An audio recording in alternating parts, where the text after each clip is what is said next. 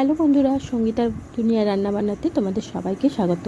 তো আশা করছি সবাই ভালো আছো। আজকে আমি বানাবো শুশনি শাক দিয়ে পোস্ত রেসিপি, নিরামিষ রেসিপি। তো প্রথমেই আমি শুশনি শাকটাকে ভালো করে বেছে ধুয়ে নুন দিয়ে একটু সেদ্ধ করে নেব। সেদ্ধ করে নামিয়ে রেখে জলটাকে শুকিয়ে নামিয়ে রেখে দেবো। তো এদিকে আমার শাকের সেদ্ধ হয়ে গেছে, অপরদিকে আমি কড়াই বসিয়ে দিয়েছি। কড়াইয়ের মধ্যে খুব অল্প পরিমাণ সর্ষের তেল দিয়ে দেবো।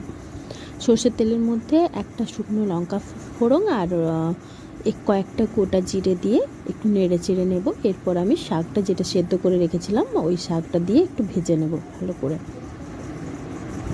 ভালো করে শাকটা ভাজা হয়ে গেলে এর মধ্যে পোস্ত একটু বেটে রেখে দিয়েছি আগে থেকে, ওই পোস্ত বাটাটা দিয়ে দেব। পোস্ত বাটাটা দিয়ে একটু ভালো করে কষিয়ে নেব। ভালো করে কষিয়ে নিয়ে এর মধ্যে মিক্সিটা ধুয়ে আধ বাটি পরিমাণ জল দিয়ে দেব। দিয়ে আরও একটু নেড়ে চেড়ে এর মধ্যে একটু লঙ্কার গুঁড়ো আর একটু জিরের গুঁড়ো দিয়ে দেব।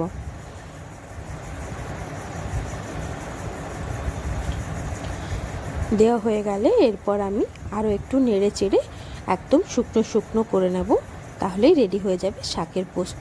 তো রেসিপিটা যদি তোমাদের ভালো লেগে থাকে অবশ্যই লাইক কমেন্ট করো, আর চ্যানেলটিকে অবশ্যই তোমরা সাবস্ক্রাইব করে দিও। আরও নতুন নতুন রান্না পাওয়ার জন্য সাবস্ক্রাইব তো করে রাখতেই হবে না। Thank you.